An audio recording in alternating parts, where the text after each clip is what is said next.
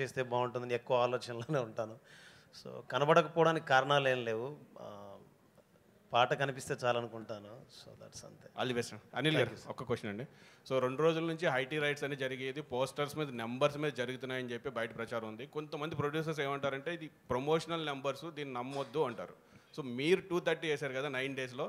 So మీది ఎంతవరకు 100%? అదంతా యాక్యురేట్ అమ్మా. మేము జిఎస్టీకి వెళ్ళిపోయాం, పర్ఫెక్ట్ నెంబర్ ఇచ్చాం. మేము ఎక్కడ దాంట్లో ఇచ్చేది లేదు. మా సినిమా వరకు చెప్పమంటే ఇందాక చెప్పాను కదా, ప్రతి రూపాయి ప్రేక్షకుల నవ్వుల నుంచి వచ్చింది. దాన్నే మేము ఎందుకు చెప్తున్నామంటే ఈ జోనర్కి ఇంత స్ట్రెంగ్త్ ఉంది అని చెప్పాలి కాబట్టి వేస్తున్నాం. యాక్చువల్గా అయితే అంత చెప్పుకోవాల్సిన ఇది కూడా ఏముంది, సినిమా సక్సెస్ అయిపోయింది, జనాలు చూసేశారు. But yes, these kind of family genre films and entertainment films have a great pull. ఇంకొక 5-6 సినిమాలు ఎవరైనా అటెంప్ట్ చేస్తారు. సో ఈ సినిమాకి ఎంత ఉందంటే ఇంకా దానికి అడిషనల్గా చేయడానికి కూడా మనం బాగుంటుందని చెప్పి we're showcasing it. Yes, this film have this strength అని. అంతే. All the best.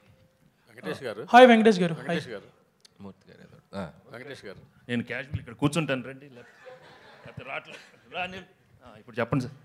మేము కూడా వచ్చేస్తాం సార్. రండి. కెమెరాలు అనేది తెచ్చండి. లేదు పర్లేదు, కనపడుతుంది.